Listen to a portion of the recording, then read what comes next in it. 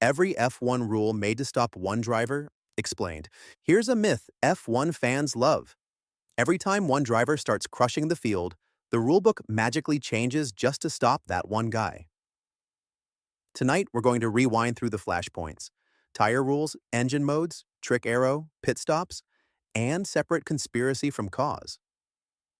Stay to the end, because I'll pinpoint the one rule shift that changed a title narrative in real time and why it wasn't actually written with one name in mind.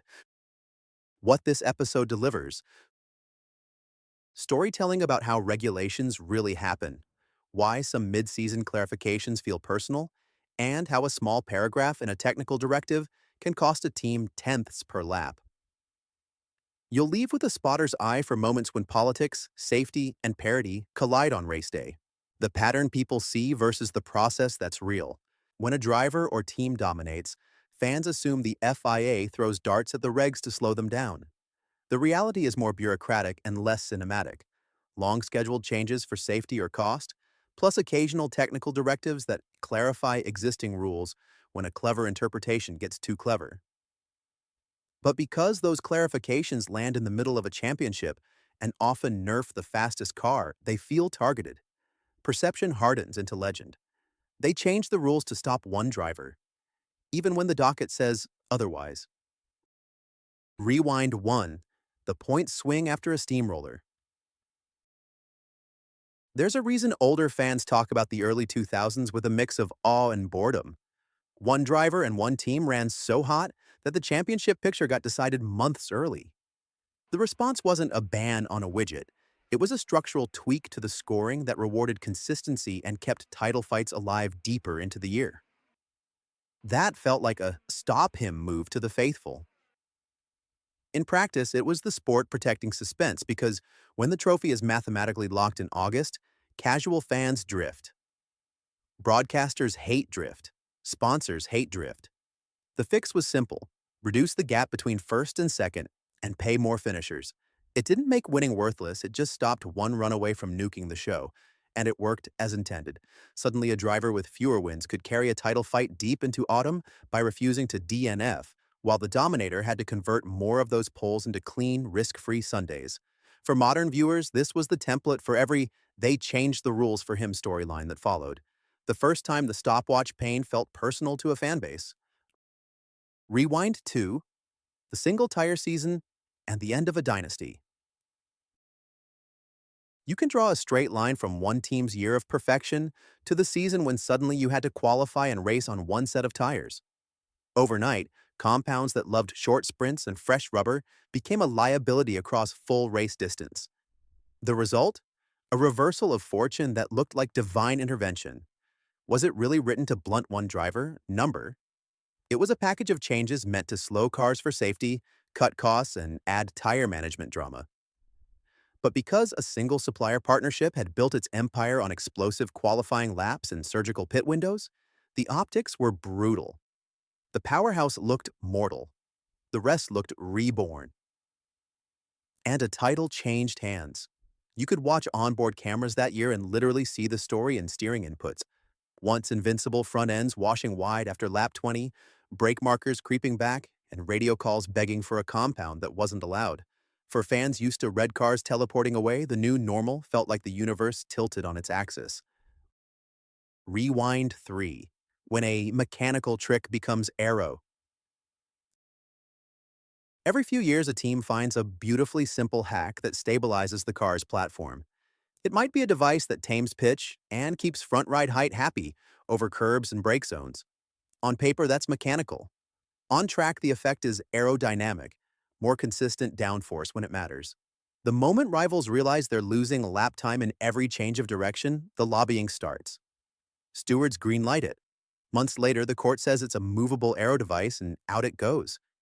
If your car was built around that stability, you feel the axe mid-season. If you're wearing blue and yellow that year, you remember it forever.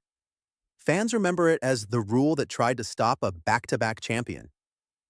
Engineers remember it as case law about how much movement is too much.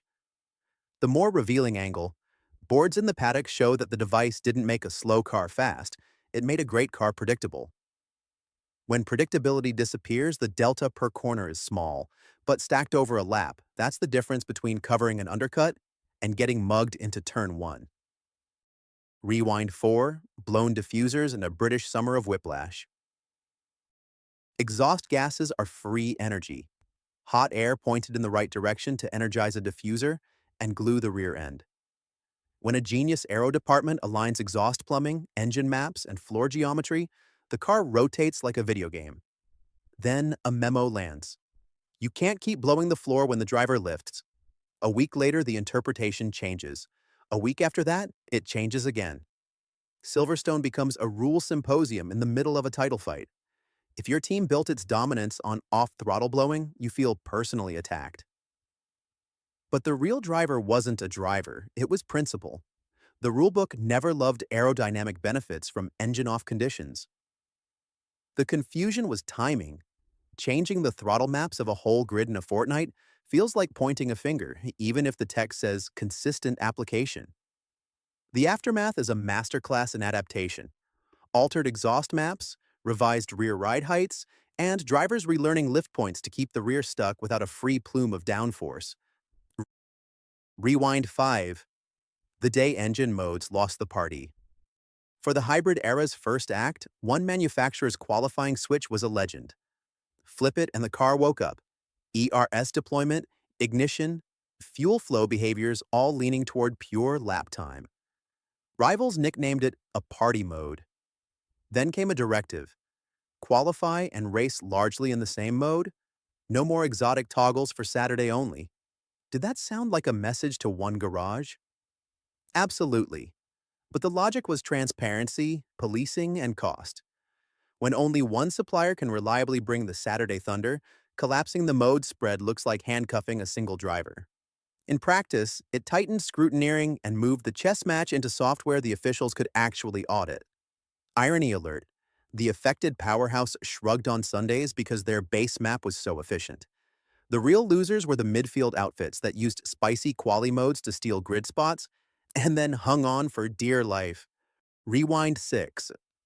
The two-axis wheel that was legal. Until it wasn't. Innovation thrives in gray zones. A front-end system arrived that let drivers nudge toe angle by sliding the wheel fore and aft. It was elegant, brilliant, and totally within the wording. The steward said, legal. The next book said, not anymore. That whiplash isn't hypocrisy. It's how F1 contains spirals. The device stayed for one season, murdered outlap graining, and warmed fronts on cold mornings. Then the door closed before everyone had to spend millions copying it. If your champion used it perfectly, it looked like an anti-you edict. If you managed the sport, it looked like a prudent cap on an arms race. The beauty of the idea, the driver becoming a tiny alignment technician at 190 miles per hour, belongs in a museum of cleverness. The band belongs in a museum of budget sanity. Rewind 7. Floor cuts, rake philosophies, and hurt feelings. Sometimes a change is openly about safety and tire load. Trim a slice of floor here, erase a slot there, and you drop rear down force by a chunk. On paper, it's universal. In the wild, it hits certain philosophies harder. If your car's magic was a long wheelbase and a low rake platform that sealed the floor differently, the loss shows up immediately in slow speed rotation and rear end stability. You go from cruising to chasing. It's tempting to say, they wrote this to stop our champion. The truer story is blunter. A safety-motivated cut landed asymmetrically and shuffled the pack. Parity by accident still feels like intent when you're the one losing tenths. If you want the engineer's tell, look for cars adding rear wing on tracks where they normally trim. That's a sign they're replacing floor load with flap load and paying for it down the straights. Rewind 8. The pit stop human reaction rule. A team perfects tire changes to the point of parity, sub 2 seconds, again and again. The rest accuse them of preempting human reaction with automation. Another directive lands, build in minimum reaction windows between tool release and the car getting the green. It's framed as safety and process integrity, and that's defensible. But the team on a record streak now loses 2 or 3 tenths per stop. Over a race distance that's track position and on tracks where passing is precious, that's outcome. Fans call it targeted. The governing body calls it enforceable fairness. Both can be true in the same moment. When you're watching live, note the choreography change. The wheel gun comes off, there's a micro pause, the lollipop goes green, and only then does the car fire. Those lost frames are the directive at work. Rewind 9. Fuel flow clarifications and the vanishing straight line edge. Sometimes the fastest car on the straights isn't just slippery, it's found a clever way to dance near a sensor's sampling logic. No protest reaches a courtroom, but a series of clarifications arrives about how the measurement must behave. Next weekend, the rocket turns into a rocket with a governor. The paddock whispers that a champion was kneecapped. The sport points to policing a known gray area. The following season, extra hardware gets mandated to make the measurement tamper-proof. If you're in red that year, you remember the exact day the world tilted. If you're neutral, you remember that enforcement is part of engineering. The moment the meta moves, the best teams move with it. Laughs and truth. First, there's no tinfoil hat big enough to cover how many side effects a single clause can trigger. The wind tunnel does better conspiracy theories than Reddit. Second, technical directive is F1's way of saying, "We saw what you did there. Nice try." The truth is that rules rarely target one driver on paper, but they absolutely hit one driver on the stopwatch, and that's what fans feel. The reveal, the rule that actually tilted a title. Here's the payoff. A mid-season clampdown arrived to make the invisible more measurable.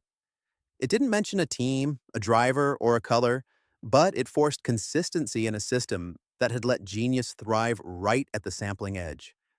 The next day, top speed traces flattened, qualifying gaps shrank, and a title fight changed tone, not because the sport stopped a driver, but because clarity closed a loophole. That's F1 in one sentence. Find the gray, win in it, and expect the light to move.